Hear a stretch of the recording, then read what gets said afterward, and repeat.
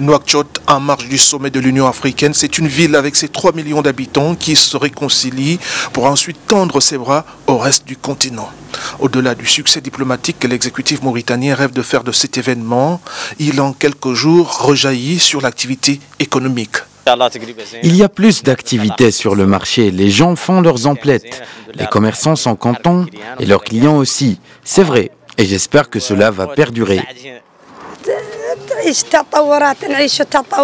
Notre pays connaît de nettes évolutions. Pour cela, nous rendons grâce à Dieu. Nous allons de l'avant et nous sommes confiants en l'avenir de notre pays. C'est pour nous un immense soulagement. Le flux des échanges de la ville hôte du sommet n'est pas le seul fait des Mauritaniens, car ils doivent aussi compter avec leurs frères africains venus d'ailleurs pour participer à la reconstruction de ce pays qui sort de plusieurs années d'isolement à cause d'un long passé d'instabilité. Philippe Ndebeka, originaire du Congo-Brazzaville, enseignant, vit ici depuis une trentaine d'années. Pour lui, l'intégration africaine est à parachever au plus vite. Et si par exemple, on peut par exemple enlever le visa c'est pas bon pour un Africain. Hein? Et si on part en Occident, on va lui montrer quoi?